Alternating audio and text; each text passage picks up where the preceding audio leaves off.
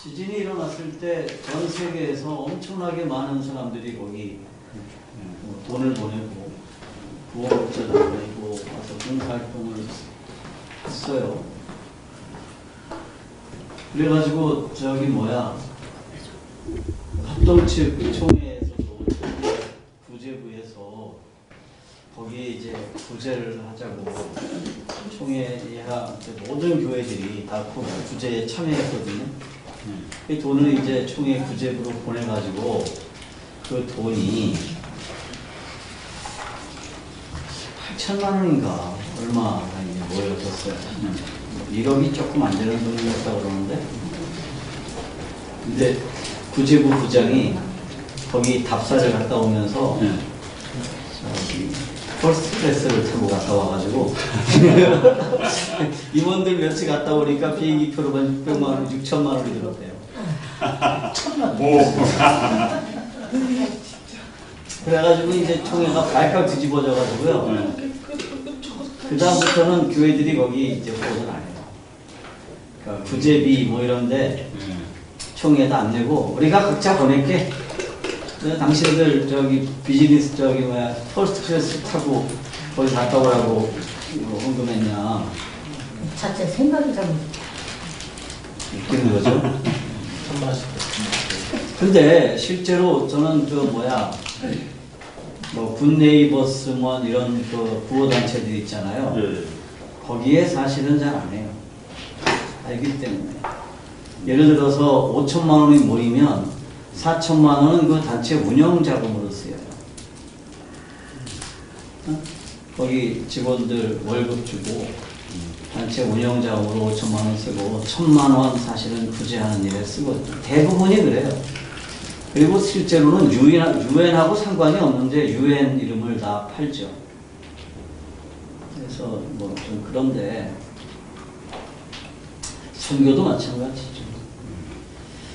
현장에 나가보면 선교를 한다고 그러는데 실제로 저분이 선교하나 이런 분들도 가끔은 있어요. 근데 선교는 누가 하는 거냐? 성령을 받은 사람이 선교하는 거예요.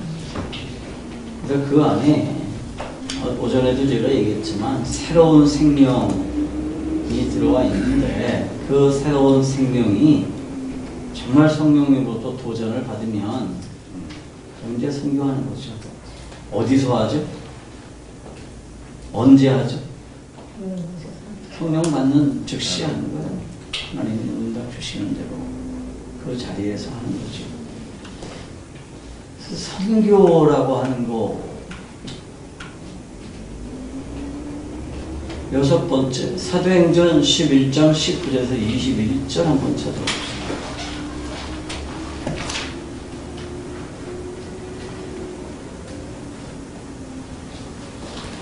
사도행전 11장 19절에서 21절.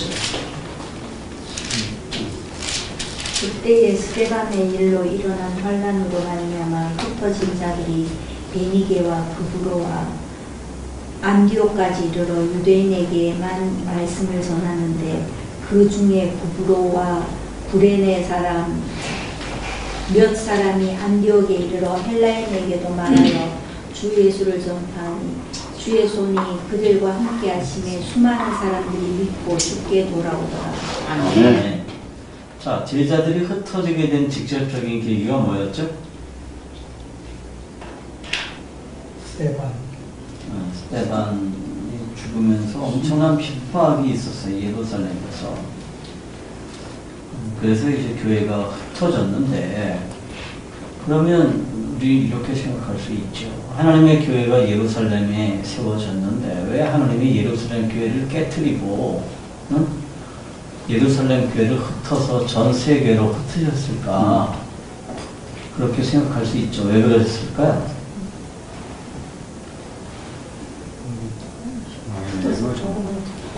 성령이 임하시면 너희가 어떻게 된다?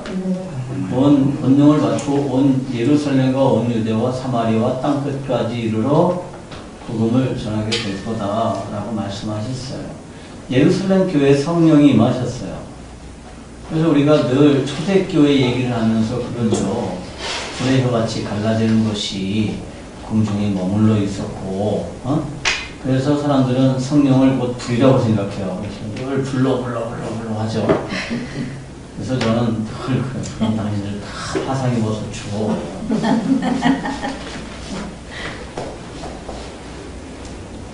막 성령 받으면 막 저기 불 받은 것처럼 막 불어서 어쩔 줄 모르고 그래야 된다고 사람들은 생각을 해요.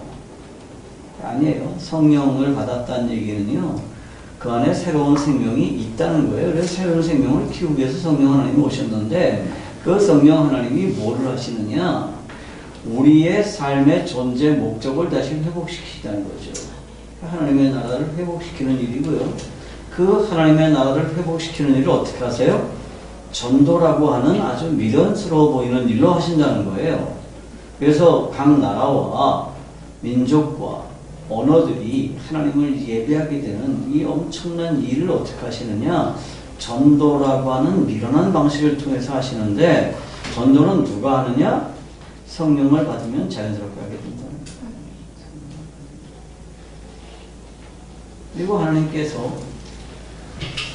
이제 흩어져서 땅끝까지 가서 복음을 전하게 될 거라고 말씀하셨는데, 예루살렘 교회가 성령을 받았음에도 불구하고 어떻게 해요? 안 나가요. 자기들끼리 오면 좋아요. 우리 교회 같았을 거예요.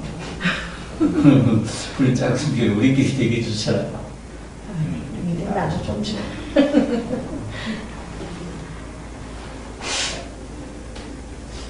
그래서 하나님이 그들을 흩으셨죠. 핍박 때문에 흩어진 그들이 이곳저곳으로 도망다니면서 했던 일이 무엇이었을까요? 뭐 했죠? 도망다니면서? 전도했어요. 어디까지 가서 전도했어요? 이제 처음에는 유대인 회당에만 가서 전도했는데, 나중에는 어떻게 해요? 이방인들에도 가요. 그래서 헬라인들에게 복음을 전하기 시작하죠.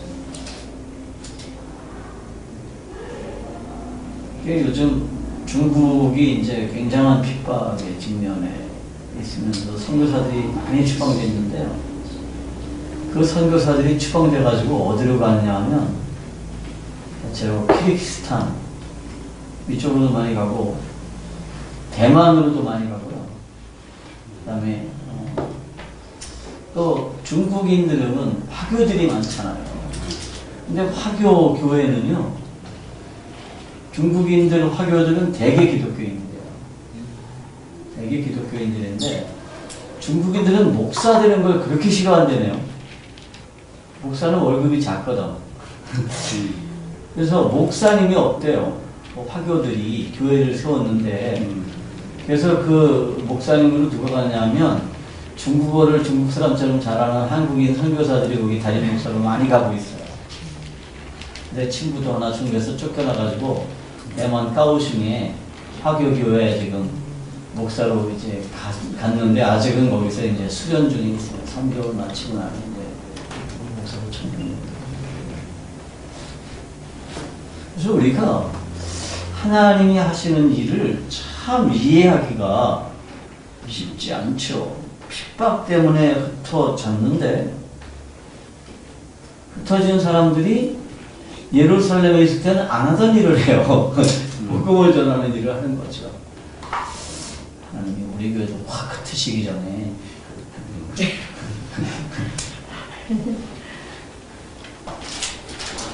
네 번째, 많은 사람들이 믿고 돌아올 수 있었던 이유가 뭐죠? 사도행전 11장 21절 한번 보십시오. 주의 손이 그들과 함께 하시며, 주의 손이 그들과 함께 하시며. 누구와? 흩어져서 이방인들에게 복음을 전하는 사람들에게 함께 하셨다. 이게 주님의 손이 함께 하시지 않으면 선교는 불가능해요. 지난 11월 달에 캄보디아 히스폰 제가 갔었잖아요. 히스폰에 가니까 거기는 그 총장님 부부가 정말 목숨 걸고 사역을 하는데 난 그분들 그렇게 일하다가는 순교할 것 같아요. 체력이 다해서. 그 정도로 정말 열심히 하는데 선교팀이 거기는 정말 수도 없이 많이 들어오더라고요. 제가 있을 때만 해도 선교팀이 저기 김포의 만종교회라고 하는 곳에 선교팀이 왔는데 선교팀원들이 70명이 왔어요. 교인들이 70명 교인들이 왔는데 그 교회는 1년 내내 그걸 준비한대요. 1년 내내 준비하는데 여자 성도님들은 그 이렇게 무용 있잖아요. 한복 입고 부채춤 뭐 이런 거, 응? 뭐 여러 가지 무용들 연습하고 또 중고등학생들은 힙 댄스, 힙합 댄스 이거를 정말 오랫동안 연습하고 그 다음에 그 프로페셔널한 복음성가 가수도 돈을 주고 들고 그리고 이제 교인들이 한 7, 80명 와가지고 그 캄보디아에 무슨 뭐 저기 교도소에도 가서 공연하고 또 마약센터도 가서 공연하고 또 거기 있는 학교들도 이렇게 공연하고 또 저녁에는 또 시내에서 광장에서 공연하고 그러니까 그 교회는 그런 걸 통해서 교회가 부흥했대요. 목사님이 원래 교도관 출신이에요. 교도관 출신인데다가 저기 여의도 순복음교회에서 성가대 지휘를 몇 년 했대요. 그러니까 뭐 메인 성가대가 아니라 거긴 성가대가 엄청나게 많잖아요. 그래서 이제 그런 거를 굉장히 탁월하게 잘 하시더라고요. 그래서 이제 교인들이 그런 거 합창 되게 잘하더라고요. 이제 그런 거를 하면서 그런 거를 하기 위해서 1년에 예산을 6천만 원을 쓴대요. 그래서 교회 전체 예산의 50% 정도 되는 돈을 다 선교에 쓴다고 막 자랑하고 대단하다. 근데 그렇게 부채춤 공연하고 응? 그러면 그 사람들에게 과연 복음이 전해지나? 그런 생각이 들었어요. 그러니까 아, 한국은 참 좋겠다 그런 생각을 할 수 있겠죠. 저 사람들을 보니까 저 사람들의 표정, 저 사람들의 옷, 응? 그 다음에 저렇게 해외를 나올 수 있고 이런 거를 보면서 부러워할 수는 있겠지만 과연 그게 복음이 전해질까?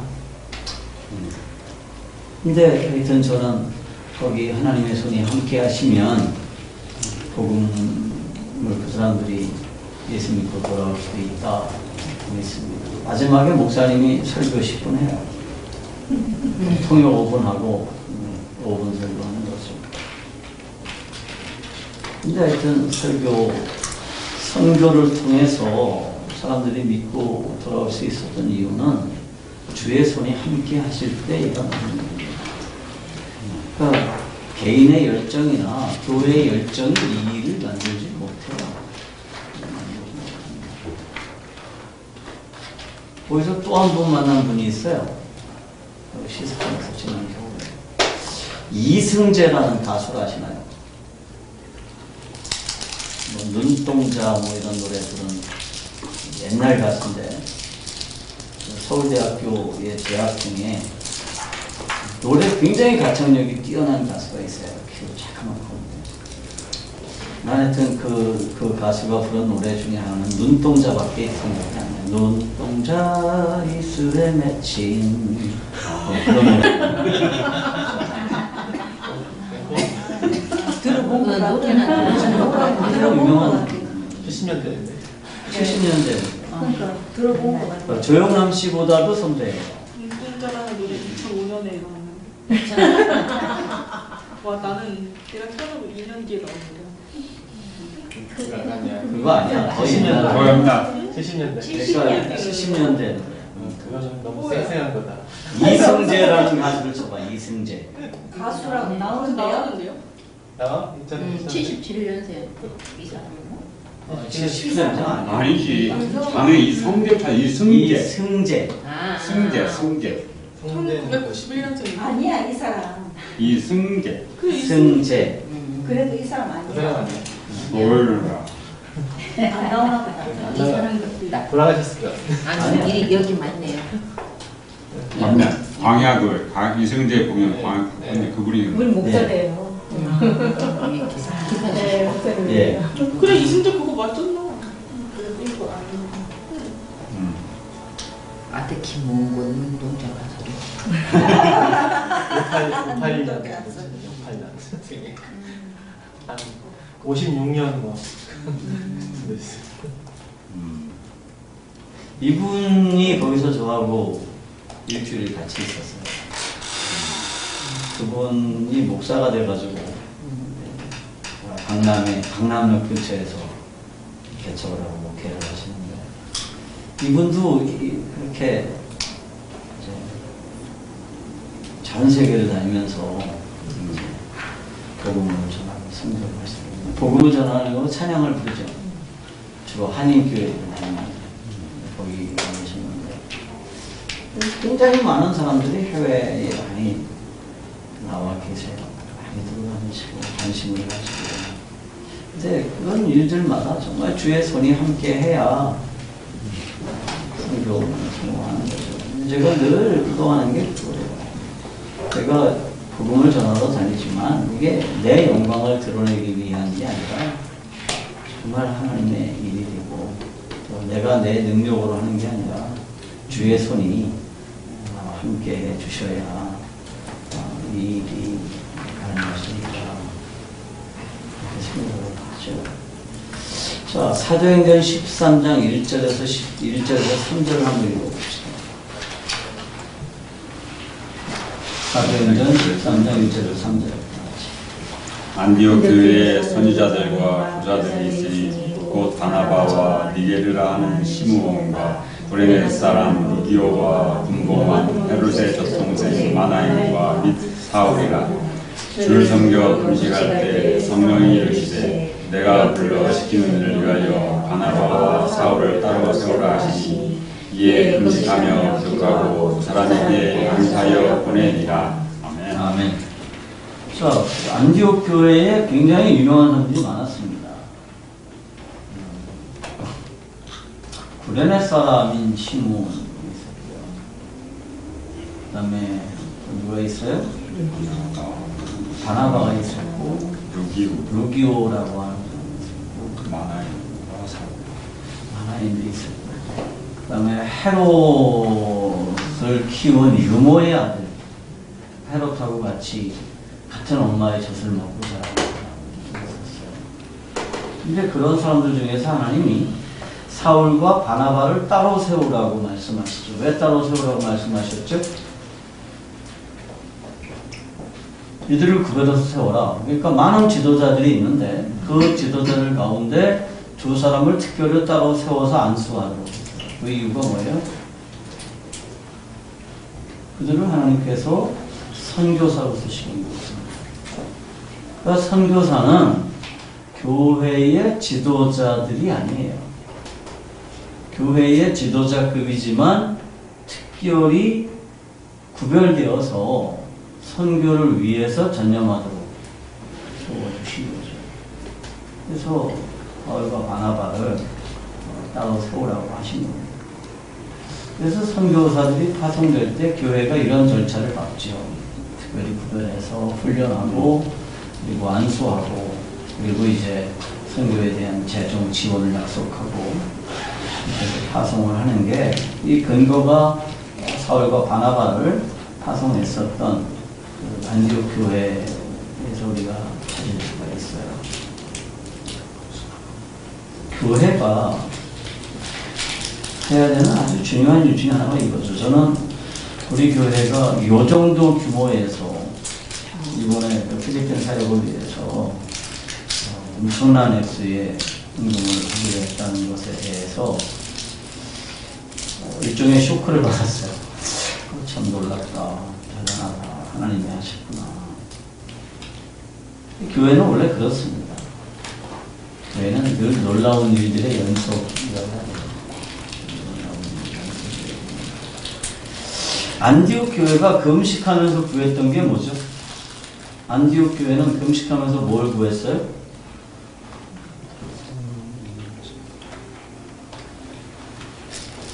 사도행전 13장 1절부터 3절까지 한번 같이 찾아볼까요?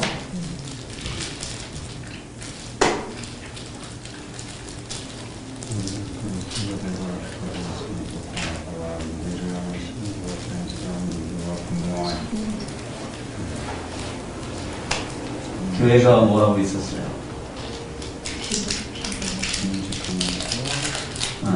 성령이 금식하면서 기도했죠. 무엇을 위해서 기도했을까요? 나고 사업 선교사를 선교사를 보내기 위해서.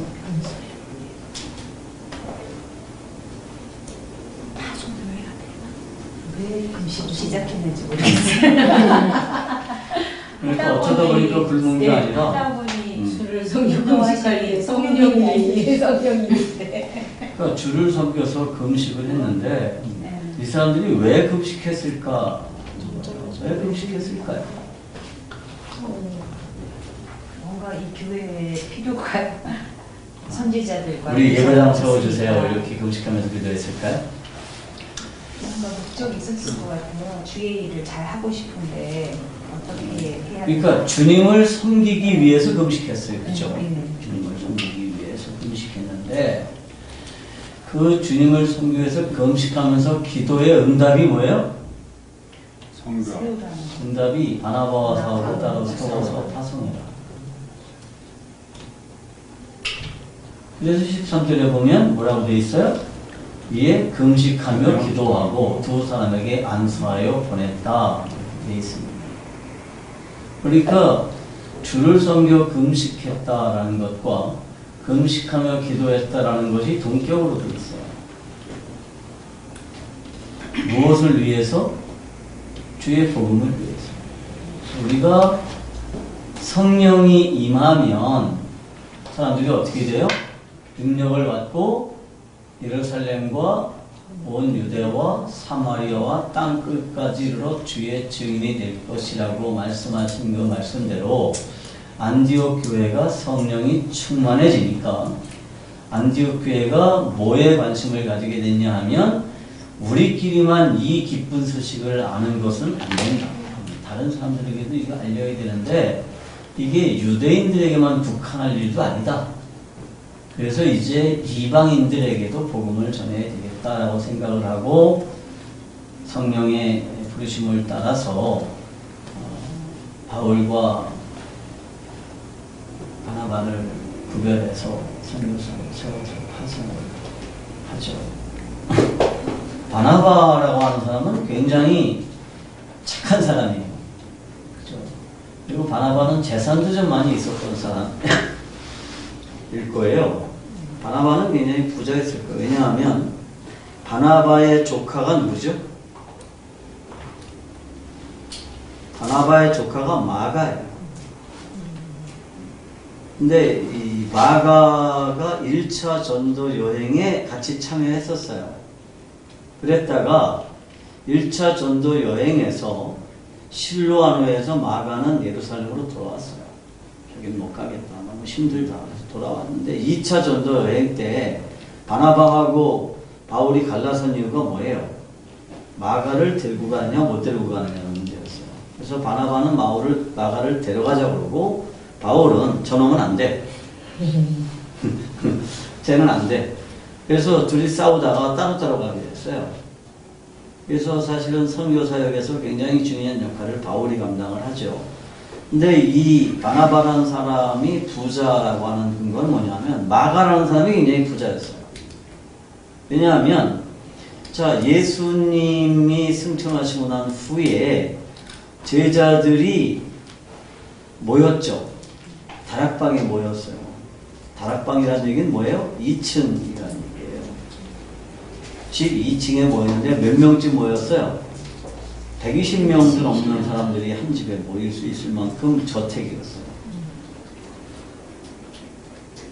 그러니까 당시에 가난한 사람이면 2층 집이 있을 수도 없고요. 그런 저택의 규모가 120명이 넘는 사람들이 한 번에 모일 수 있을 만큼 그러한 부자였고, 그렇다 그러면 아마 바나바도 부자였습니다. 근데 바나바가 어떻게 해요? 자기 재산을 전부 팔아서 선교하는 일을 사용했어요.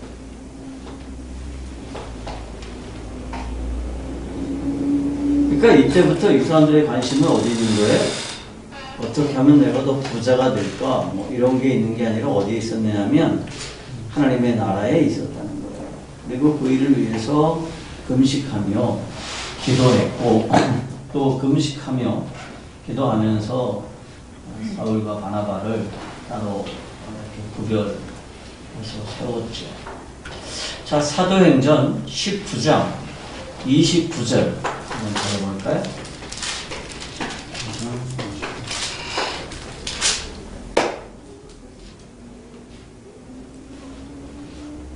시내가 유란하여 바울과 같이 다니는 마게도냐 사람 가이오와 아리스다고를 붙들어 일제히 흑장으로 달려 들어간지라. 바울이 백성 가운데로 들어가고자 하나 제자들이 말리고, 또 아시아 관리 중에 바울의 친구된 어떤 이들이 그에게 통지하여 영국장에 들어가지 말라 권하더라. 20장 4절. 진짜? 사도행전 20장 4절. 19장 29절, 20장 4절.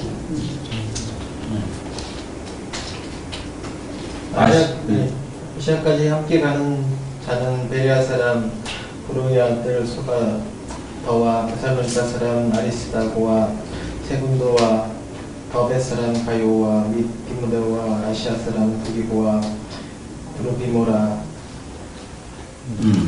로마서 16장 3절.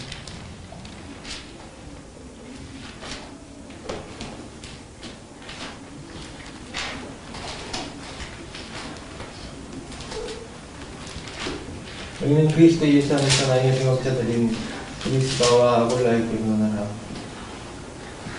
자, 여기 나오는 사람들의 이름을 한번 다 같이 적어볼까요? 한번 적어봅시다. 사도행전 19장 29절. 여기 누구 나오죠? 바울, 가이오, 아리스다, 그렇죠. 스바도. 가이오하고 아리스다고 이 사람이 나와요. 가이오하고 아리스다고. 이 사람들은 어디 사람들이에요? 마게도냐 사람들입니다. 그 다음에 20장 4절.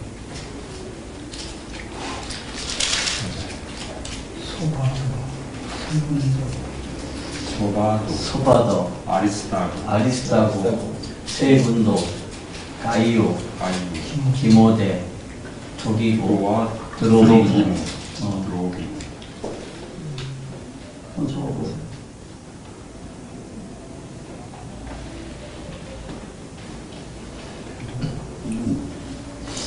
그 소바도라는 사람은 베레아 사람이고요. 아리스타고하고 세군도는 그 데살로니가 사람이고요. 가이오하고 디모데는 더베 사람이고요. 두기고하고 드로비모는 아시아 사람입니다. 여러 곳에서 모인 사람들이라는 걸 알 수가 있죠. 그 다음에 로마서 16장 3절. 브리스가와 아굴라. 브리스가 아굴라. 또 그만인가요? 예. 예. 이 브리스가하고 아굴라는 어디 사람이죠? 로마 사람. 이탈리아 본도 사람.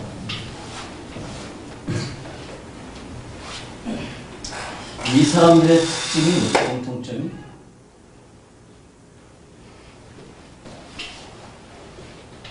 이 사람들의 공통점이 하나 있습니다. 성교사. 바울의 동역자들. 그러니까 여기 나오는 사람들은 가이오라는 사람은 고린도성의 재무관이었고요. 공무원이었어요. 그러니까 다양한 직업을 가진 사람. 다양한 지역 사람들이에요. 근데 이 사람들의 공통점이 있습니다. 바울 선교팀의 일원이었다는 거예요.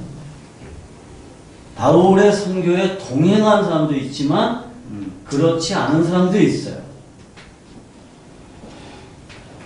그런데 이들이 늘 뭐 했을까요? 늘 바울을 위해서 기도했고 바울을 재정적으로 후원했었다. 이게 그 사람들의 공통점입니다. 그러니까 바울이 대단한 업적을 남겼지만 그게 바울 혼자 한 일이 아니에요. 절대로 혼자 할 수가 없어요. 혼자 하는 거예요. 늘 바울과 동행하는 사람들이 있었죠. 누구? 실로아노, 디모데 이런 사람들은 바울과 동행했어요. 바울과 같이 옥에 갇히는 것도 갇히고 또 두드러 맞을 때 같이 두드러 맞기도 하고 바울이 굶을 때 같이 굶기도 하고 같이 동행하는 사람들이 있지만 또 그렇지 않고 각자 자기가 있는 곳에서 바울에서 기도하고 바울의 그 여러 가지 사역들을 위한 재정적인 부담을 같이 했던 사람들이라는 거죠. 근데 이 사람들이 그렇게 할 수 있던 이유는 뭐냐면 하나님께서 그들에게 주신 비전 때문이었어요. 자, 내 삶의 현장에서 적용합시다. 선교는 뭐죠? 뭐가 선교예요? 복음을 전하는 거. 누구에게 복음을 전하는 거? 전도와 선교는 어떻게 다르죠?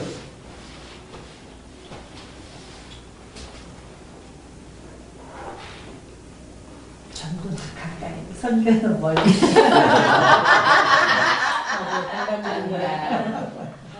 이게 복음을 전한다는 것은 같아요. 그런데 선교는 보통 말할 때 타문화권 선교라고 말을 해요.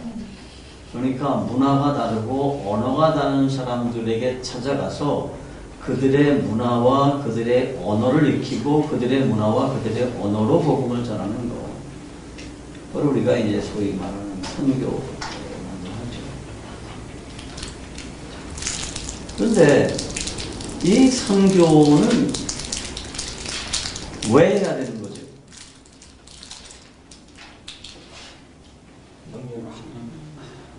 그리스도의 명령. 그리스도의 명령이기 때문에.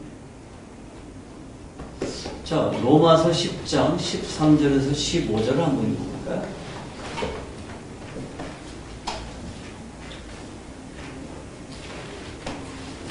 누구든지 주의 이름을 쓰는 자는 구원을 받으리라. 그런즉 그들이 믿지 아니하는 것을 어찌 부르리요? 듣지도 못한 이를 어찌 믿으리요? 거룩한 자가 어찌 들으리요? 고대심을 받지 아니하였으니 어찌 전파하리요? 우리가 아름답도다. 모든 전하는 자들이 꿈과 같으니라. 아멘. 하나님께서 우리들에게 명령하셨죠. 근데 교회는 원래 존재 자체가 선교적인 존재예요. 교회는 선교를 위해서 존재하죠. 자, 제가 늘 얘기하는 거지만 하나님께서 아담에게 이브를 만들어 주신 이유가 뭐예요? 생육하고 번성하여 땅에 충만하도록 하는 하나님의 복을 이루기 위해서 아담에게 이브를 만들어 주셨다고 그랬어요. 교회는 뭐예요? 그리스도의 신부예요. 하나님께서 그리스도에게 교회를 허락해 주신 이유가 뭐예요? 생육하고 번성하여 땅에 충만하도록 하기 위해서요. 그래서 교회는 근본적으로 선교를 위해서 존재해요. 그러면 선교는 누가 하는 거죠? 선교는 누가 하나요? 그리스도인이 하는 거예요. 모든 교회가 하는 겁니다. 한서가 선교하는 거예요. 한서도 그리스도인이지? 네. 그리스도인이지? 처음 들어봤어? 너무 힘들어왔어.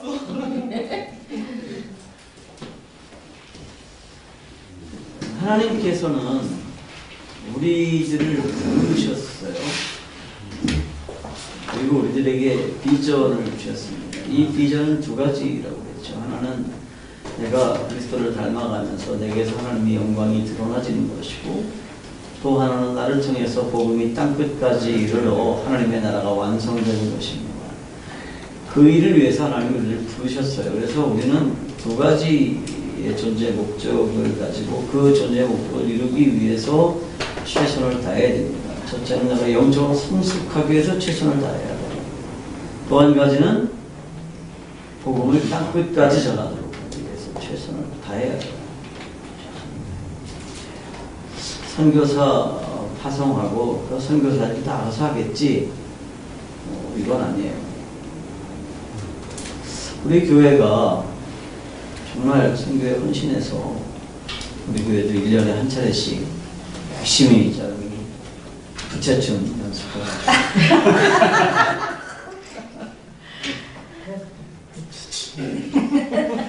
근데 그 김만종 목사님이라는 분이 얘기를 얼마 전에도 만나서 얘기했는데, 그 교회는 그렇게 해서 부흥했대요. 그러니까 우리 교회는 선교를 위해서 존재한다. 그래서 모든 식물 선교를 위해서 집중하고 막 이제 그 부채춤 이런 걸 연습했더니 하나님이 뛰어난 미인들만 보내주시더래요. 근데 그 교회 여자들은 다 예뻐요. 날씬하고. 아니야, 우리도 다 이뻐. 아니 오빠 이제부터 다 여자들은 다 같이 부채춤이에요. 그리고 여학생들은 힙 댄스 잘하더라. 그리고 날씬하고 예쁘고. 전 댄스 싫어요. 전 차라리 음악을 몸치예요. 몸치에 박치. 성전지를 가기 위해서 우리가 이제 만나서 기도하고 뭐 그러면서 신앙에 성숙하고. 그래서 거기는 갔다 오면 내년에는 스리랑카 간다 그러면 교인들 거의 다가 지원한대요. 그래서 시험 본대. 와 빡센데. 그래서 거기 선발돼야 뛸 수 있는데, 아, 나 이번에 나 스리랑카 팀에 들어갔어. 그럼 못 들어간 사람들은 어우 좋겠다, 부럽다. 그리고 다음번에는 어디야? 그러면 또 열심히 또 그 나라 말로 인사하는 거 막 연습하고 좀 빡센데. 그런 분위기가. 근데 어떤 교회가 부흥하느냐 하면 그런 교회가 분명한 목적을 가지고 교인들이 여기 막 이렇게 관심 있는 사람이 또 가겠죠. 그런 사역을 하고 싶은 사람. 교회 전체 분위기가 이렇게 이제 된 거죠. 근데 교회를 사람의 부흥하기 위해서 성향도 있잖아요. 네. 각자 자기 맞는 게 있고 이건 이 사람한테 맞는 거거든요. 근데 아무튼 선교지는 좀 방문하도록 한 번씩 가는 게 내 신앙을 위해서 참 좋아. 가보니까 좋더라고. 무슨 가서 말씀만 배우니까 은혜 받아. 영혼의 사랑이 넘치고. 나중에 저런 데서 가요. 지금 가서는 잘것 같아. 예를 들어서 지금 우리 청소년들 그 100명인가 150명 들여다가 하잖아요. 그럼 그 아이를 위해서 이제 친구들부터 기도하고 우리가 물질적으로 지원하고 한 영혼 위해서 기도하고 또 거기 가서도 뭐 봉사도 하고 뭐 기도할 때 그 아이를 위해서 기도하고 그러는 것도 들거든요. 그래서 가면 참 좋죠. 아, 이번에 필리핀 교회들이 성도님들이 가시면 할 일이 있습니다. 주방에서 아이들 밥 해주고 오셨습니다. 굉장히 고생하고 빨빨을 넣어서 새끼 밥 간식 챙겨주고 그러면 아이들이 그걸 보면서 그리스도를 보지 않을까요? 밥 해주는 예수님. 저는 대학교 1학년 때 한국에 처음으로 메카피 캠프라고 하는 곳이 생겼어요. 오산 서울에.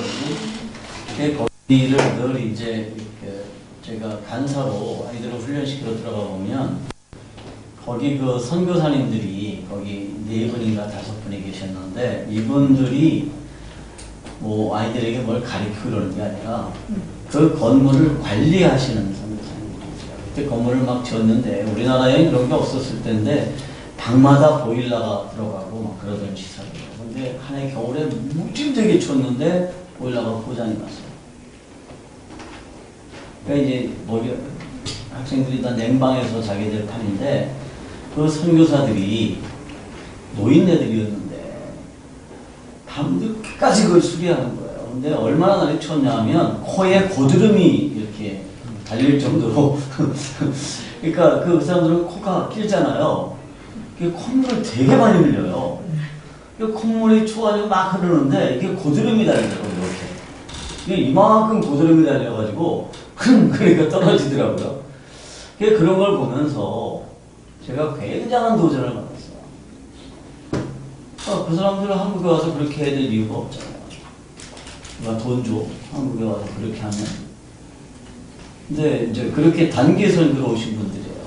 1년 정도 있다가 이제 미국으로 들어가셨는데. 이제 그 캠프장은 이제 메카피가 심장마비를 갑자기 죽으니까 메카피가 입양했던 그 아들이 한국에서 고아를 입양했는데 그 아들이 나타나가지고 상속권을 주장하면서 광은교회에 팔아먹었죠. 그래서 지금 거기가 광은교회 수양관입니다. 거기 원래 제가 처음으로 청소년 사역을 훈련하던 캠프장이었어요. 선교는 우리 주님께서 계속 우리에게 요구하시는 거고요. 또 주님이 우리가 함께 하시는 거고요. 주님이 기뻐하시는 겁니다. 쉽지 않죠. 예수 바울과 함께 다녔던 사람들이 겪었던 고난을 보면 결코 성경의 비단길이 아닌 건 확실해요. 또 한 가지 좋은 소식. 5월 달에 이제 양곤에 갔다가 만달레이 들렸다 오려고 그랬잖아요. 근데 어제인가? 어제 만달레이에서 최종적으로 연락이 왔는데 6월 첫 순경에 내가 가는 게 제일 좋겠다. 그래서 6월 달에 만달레이하고 양곤을 다녀오는 걸로 했고요. 그 다음에 네팔도 이제 갔다 오기로 했는데 네팔은 8월 둘째 주로 확정이 됐습니다. 그래서 5월달 내내 한국에 있습니다. 무슨 캠프는 어떻게 언제 9월 둘째 주, 8월 둘째 주. 8월 둘째 주? 캠프 8월 둘째 주 아닌데 올해는 7월 마지막 주예요. 8월 둘째 주에는 2주간 네팔 카트만두에서 있습니다. 네. 거기 가 있을 동안에 지진하면